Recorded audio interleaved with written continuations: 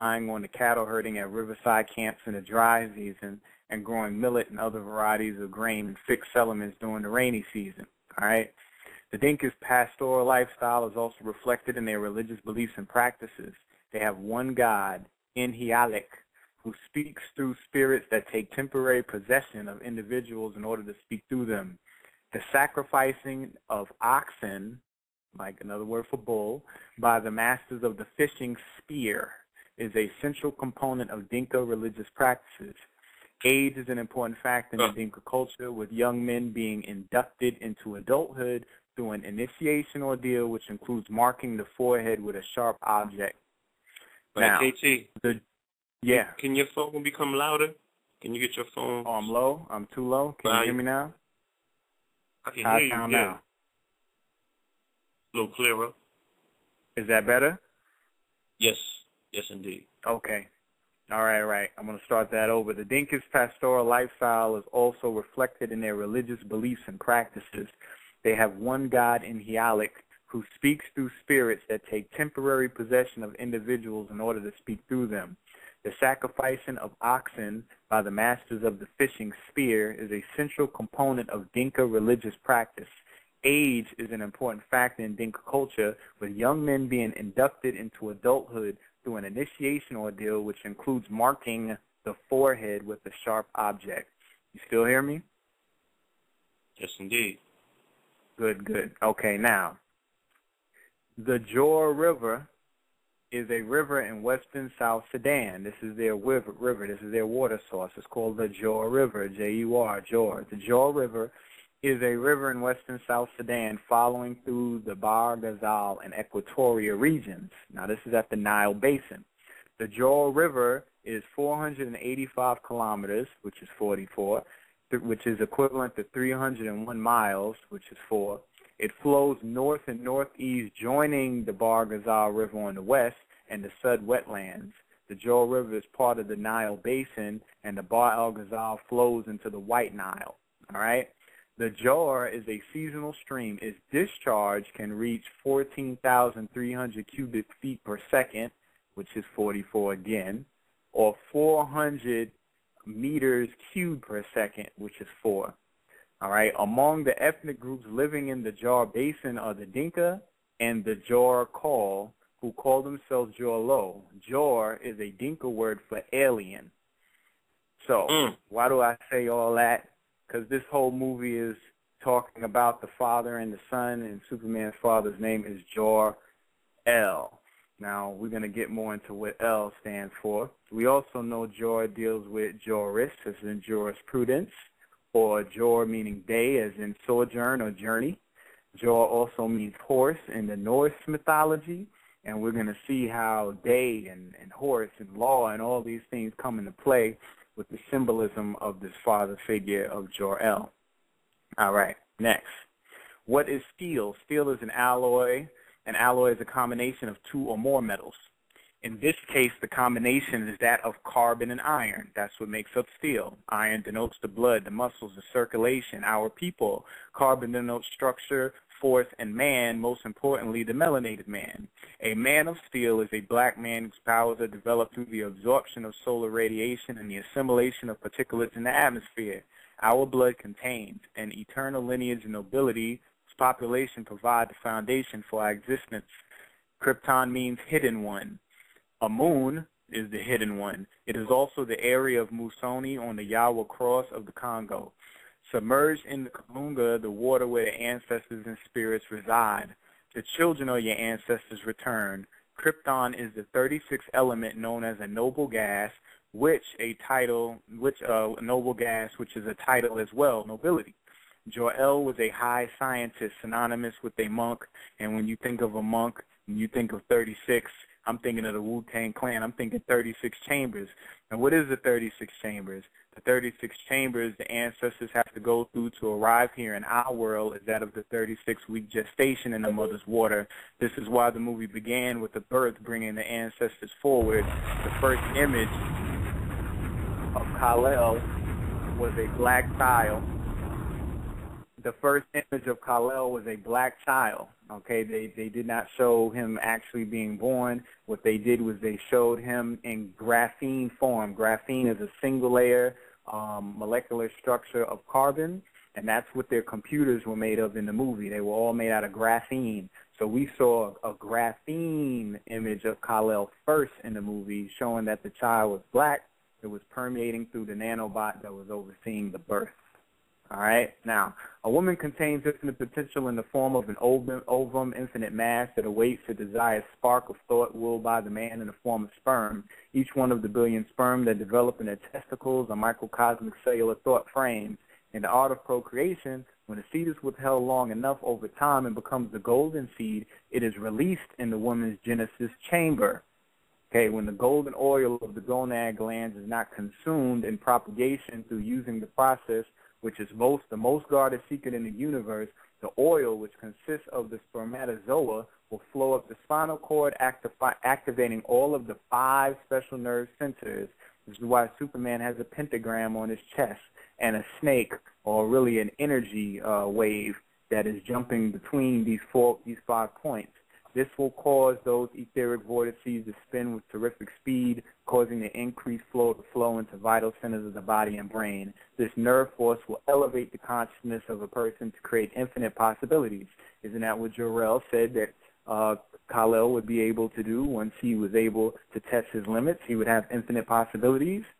The seed becomes gold when it is pumped through the cerebral spinal fluid, through the lateral, third, and fourth ventricles of the brain. While there, the triangulation of the hypothalamus, pituitary, and pineal gland infuses the seed with the necessary light to alchemically turn lead to gold, the tree of life, okay? The word alkali is derived from the Arabic or Moorish or Islamic term al-kali, A-L-K-L-I-Y, okay, meaning the calcine ashes, referring to the original source of alkaline substances. Alkali is the same thing as saying Kal-El. All right, because L is Aleph and Lamed, which we will get into a little bit more shortly. All right. Now, as I said before, Kalium or Kali, a water extract of burnt plant ashes called potash and composed mostly of potassium carbonate, was mildly basic. Plant potash lent the name to the element potassium, which was first derived from caustic potash, and also gave potassium its chemical symbol K, from Kalium, which ultimately derives from alkali or Kal-El. The best way to strengthen the glands of your body is through the assimilation of the charged ionic particles through sun gazing and herbal consumption and chlorophyll. This is what fed the black man the plants and the herbs.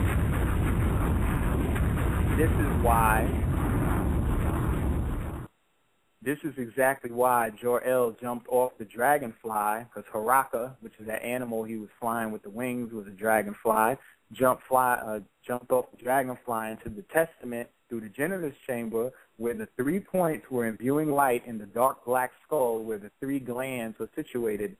They were in a vine-like formation. They were plants. If you look at the movie again, they were plants. All right? Dragonflies have a lot of symbolism, because they hover over the water. They deal with thoughts.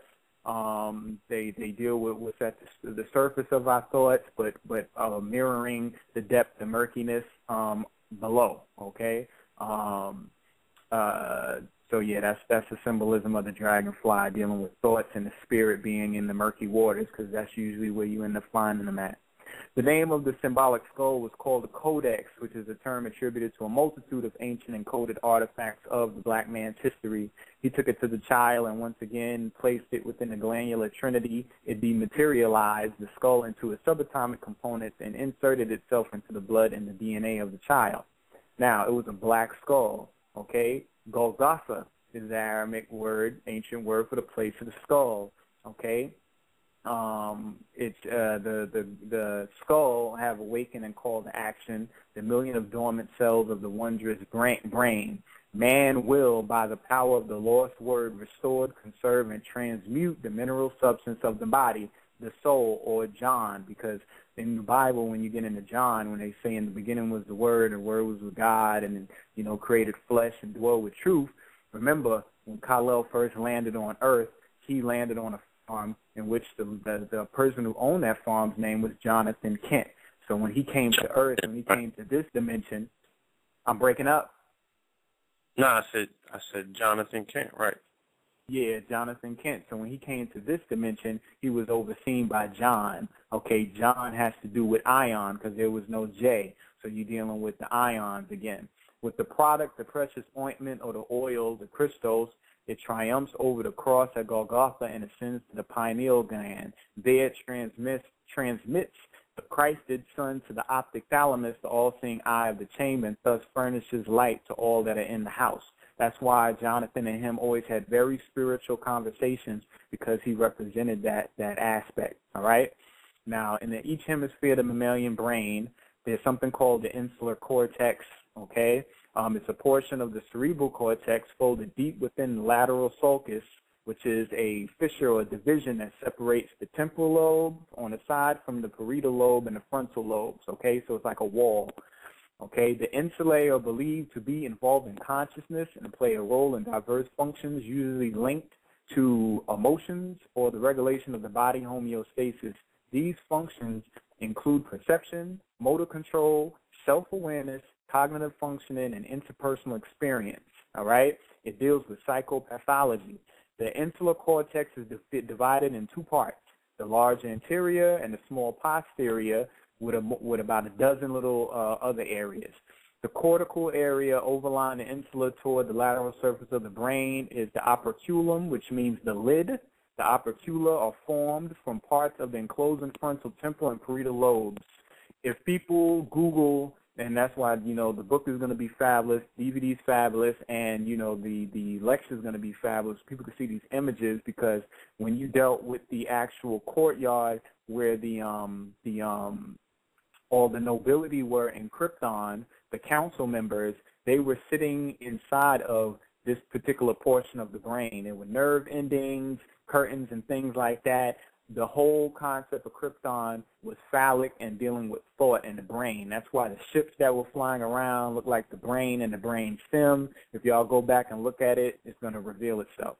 The insula was first described by Johann Christian Riehl while describing cranial-spinal nerves, and that's why they end up calling it the island of Riehl, all right? So along with that, the claustrum, the lentiform nucleus, and all these other different parts of the brain, it's when viewed in a horizontal section, it resembles a biconvex lens with a somewhat thickened anterior border. It is triangular in shape. The hypotenuse and base are formed respectively by the superior and inferior laminae of the internal capsule. The external capsule forms the perpendicular, separates the lentiform nucleus from the claustrum. From the foregoing descriptions, we can easily see that these organs are correlated and form the path from the thalamus to the cave of Brahma. It is thought this channel that the attenuated ethereal substance from what is conveyed to the inner eye, the rays, vibrations which converge along the pathway, all by means of this lentiform nucleus, the biconvex lens in the cerebrum localized in the all-seeing eye. So this was just a description of the anatomy, physiology, and the process of light being converted through these particular parts in order for your pineal gland to be the third eye to see. All right?